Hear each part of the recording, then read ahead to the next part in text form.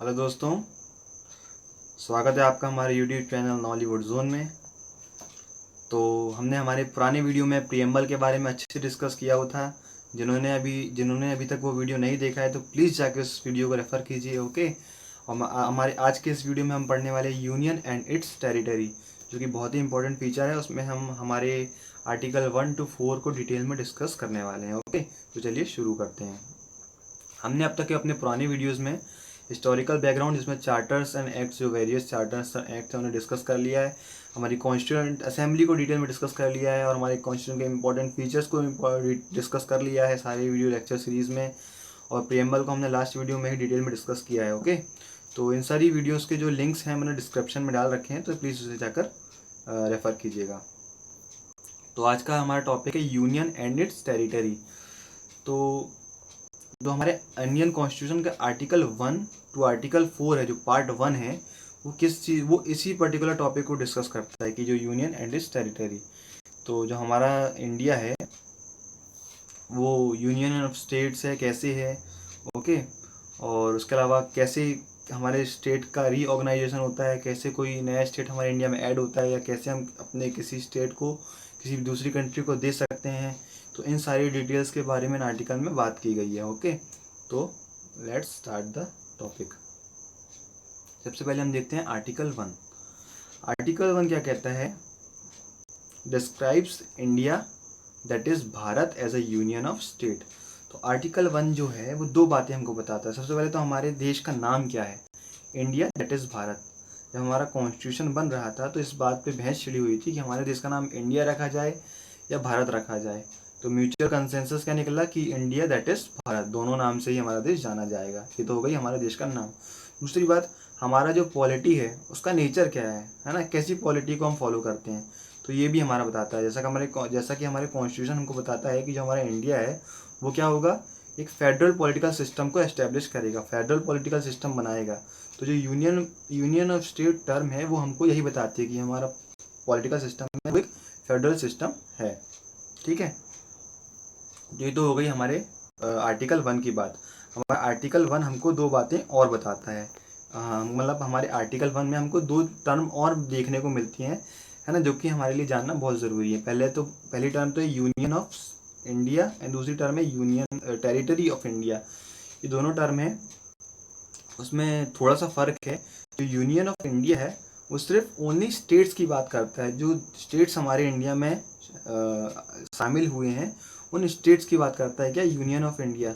और जो territory of India है वो एक वाइडर टर्म है, वाइडर एक्सप्रेशन है, जो कि एक ज़्यादा, जो हमारी इंडियन टेरिटरी है उसकी बात तो करता ही है, उसके अलावा हमारी यूनियन टेरिटरीज हैं। उसके बाद जो ऐसी टेरिटरीज हैं that may be acquired in future, जो फ्यूचर में हमारी टेरिटरी एक्वायर्ड कर सकते हैं हम, उनकी बात भी करता है। तो जो यूनियन टेरिटरी ऑफ इंडिया है वो एक बड़ा टर्म है, और जो यूनियन ऑफ इंडिया है वो एक छोटा टर्म है कंपेरेटिवली, है ना। जो सिर्फ यूनियन ऑफ इंडिया सिर्फ स्टेट की बात करता है ना, तो आपको ये टर्म दोनों ध्यान में रखना है। ओके, ये हो गया हमारा आर्टिकल 1। नेक्स्ट हम देखते हैं आर्टिकल 2। तो आर्टिकल 2 क्या करता है? It empowers the parliament to admit the union of India, मतलब admit into the union of India. किसी नए स्टेट को या किसी नई टेरिटरी को इंडिया में अगर यूनियन ऑफ इंडिया में ऐड करना हो, जो कि ऑलरेडी हमारे इंडिया का पार्ट है, बस उसे यूनियन ऑफ इंडिया स्टेट बनाना हो। ओके, तो ये पहली बात तो ये। दूसरी बात, to establish a new state, जो कि हमारे इंडिया का पार्ट नहीं है। इसके एग्जाम्पल के रूप में हम क्या देखते हैं, सिक्किम। सिक्किम पहले जो हमारे इंडिया का पार्ट नहीं था, ओके, वो एक इंडिपेंडेंट स्टेट हुआ करता था। बाद में एक एग्रीमेंट के द्वारा वो हमारे देश का हिस्सा बनना का उन्होंने एक प्रस्ताव दिया, उसे हमने स्वीकार किया और उसे अपने एक हिस्सा बना लिया। तो वो किस आर्टिकल के थ्रू उसे हमने ऐड किया था? आर्टिकल 2 के थ्रू। तो जो आर्टिकल 2 है उसके लिए हमें not required the prior recommendation of the president, उसके लिए हमें प्रेसिडेंट की प्रायर रिकमेंडेशन की ज़रूरत नहीं पड़ती है। ओके, इससे हम सिंपल मेजॉरिटी से ही किसी भी पार्लियामेंट में बिल लाके हम किसी भी नए स्टेट को हमारे इंडिया में ऐड कर सकते हैं। ओके, क्योंकि ये आर्टिकल 368 के अंतर्गत नहीं आता है, ये हम आगे के स्लाइड्स में समझेंगे कैसे। ये तो हो गया आर्टिकल 2। फिर हम देखते हैं आर्टिकल 3। आर्टिकल 3 क्या कहता है? Relates to the formation of changes into existing states of the union of India.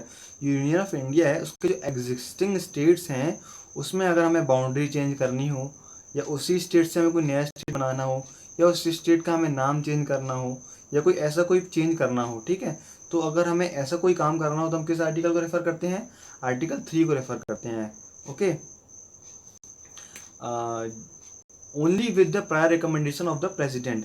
जो आर्टिकल 3 में हम जो स्टेट का रीऑर्गेनाइजेशन करते हैं, जो हम स्टेट का नाम चेंज करते हैं, ऐसे कोई डिटेल, ऐसे कोई चेंजेस करते हैं, तो इसमें प्रेसिडेंट की प्रायर इन्फॉर्मेशन, प्रायर रिकमेंडेशन बहुत ज़रूरी है ना, ओनली विद द, तो ये ज़रूरी है।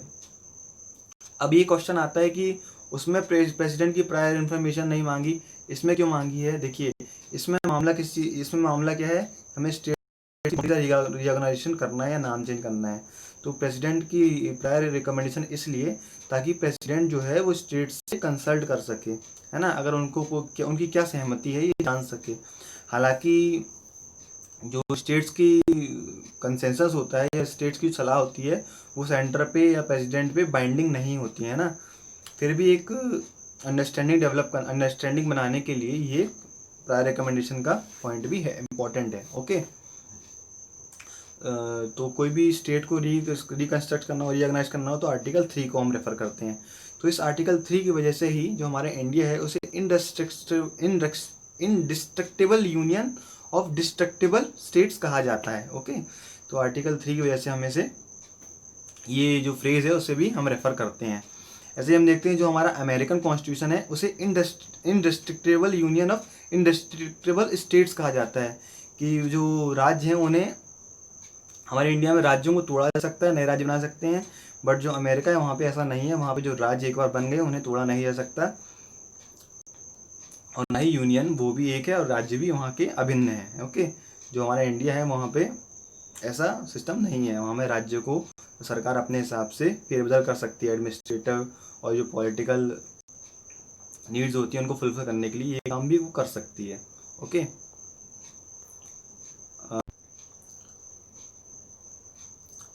नेक्स्ट है आर्टिकल 4।